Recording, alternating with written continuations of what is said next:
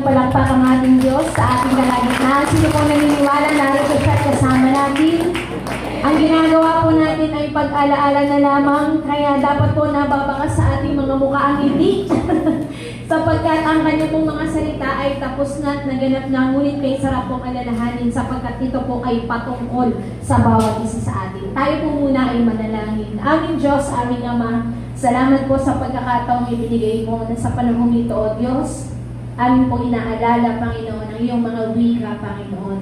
Salamat po na ang mga wika mong ito ay hindi na patungkol sa iyong sarili, na kahit nandoon ka sa pagdurusa at paghihirap, kami po ang nasa isip at puso mo. At ngayong hapon, hayaan niyo pong mahayag ang bawat wika na ito, Panginoon, na magbigay inspirasyon, kalakasan, Panginoon, pagpapanibagong kaisipan sa bawat isa sa aming pagpapatuloy. Basbasan niyo po kami ngayong hapon sa pangalan ni Jesus. Amen. Amen. Sige po. Salamat sa ating Panginoon. Na kanya pong ikatlong wika, na kanya pong binanggit, ang sabi niya, Ginang, narito ang iyong anak. Anak, narito ang iyong ina.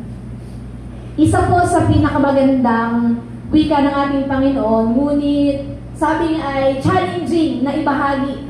Ano kaya ang nais ng ating Panginoong iparating na sa gitna ng kanyang paghihirap ay naalaala niya ang kanyang ina? Sino po dito na buhay pa yung kanyang ina?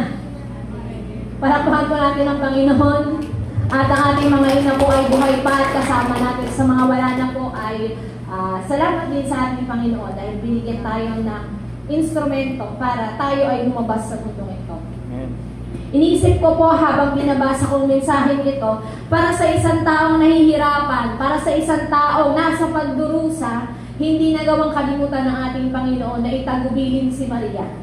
Alam naman po natin na si Maria ay kasangkapan lamang at hindi talaga tunay na ina. Ngunit kinailangan si Maria para maganap ang propesiya mula sa Old Testament para ang tagapagligtas ay magkatawang tao nga.